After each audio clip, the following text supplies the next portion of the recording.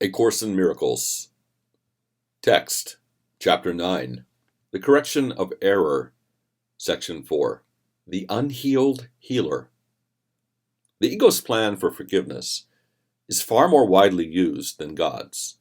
This is because it is undertaken by unhealed healers, and is therefore of the ego.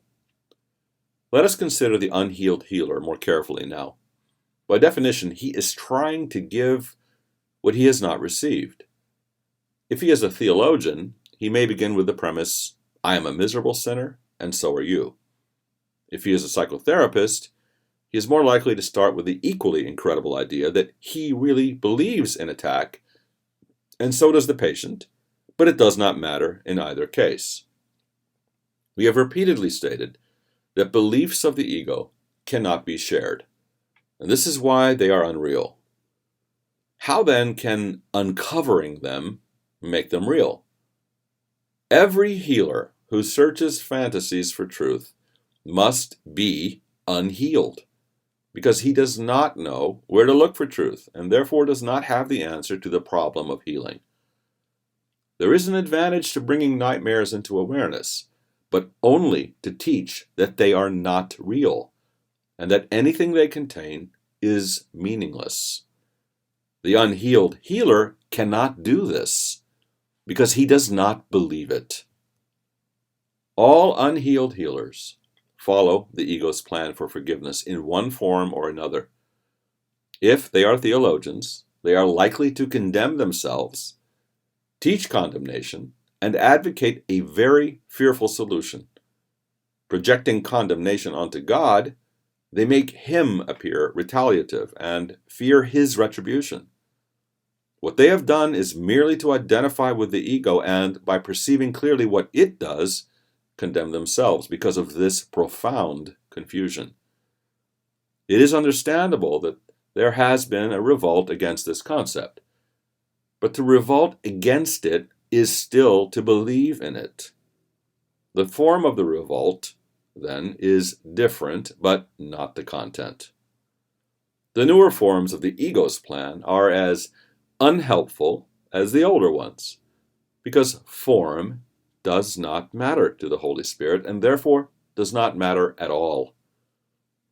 According to the newer forms of the ego's plan, the therapist interprets the ego's symbols in the nightmare and then uses them to prove that the nightmare is real. Having made it real, he then attempts to dispel its effects by depreciating the importance of the dreamer. This would be a healing approach if the dreamer were properly identified as unreal.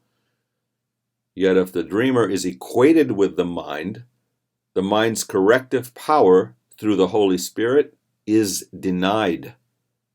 It is noteworthy that this is a contradiction even in the ego's terms, and one which it usually does note even in its confusion. If the way to counteract fear is to reduce the importance of the fearer, how can this build ego strength?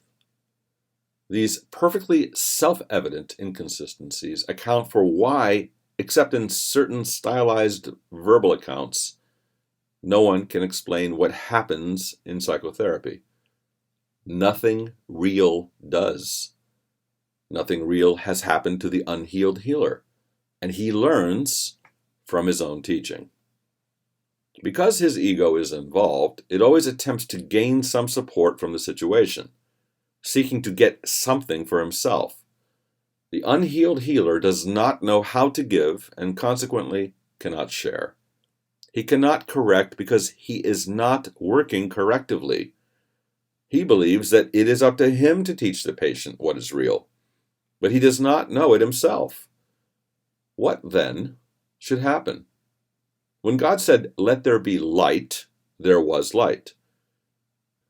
Can you find light by analyzing darkness as the psychotherapist does, or like the theologian, by acknowledging darkness in yourself and looking for a distant light to remove it while emphasizing the distance?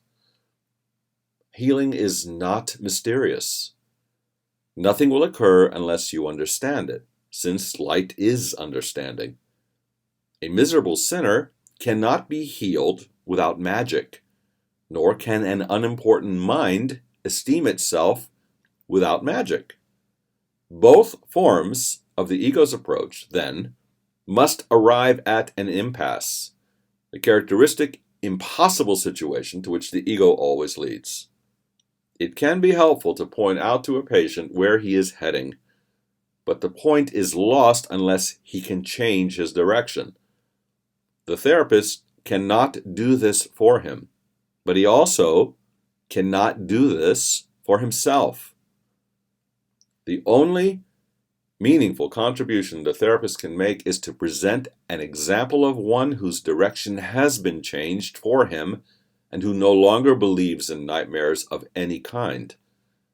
The light in his mind will therefore answer the questioner, who must decide with God that there is light because he sees it, and by his acknowledgement, the therapist knows it is there. That is how perception ultimately is translated into knowledge. The miracle worker begins by perceiving light and translates his perception into sureness by continually extending it and accepting its acknowledgement. Its effects assure him it is there. The therapist does not heal. He lets healing be. He can point to darkness, but he cannot bring light of himself, for light is not of him. Yet, being for him, it must also be for his patient.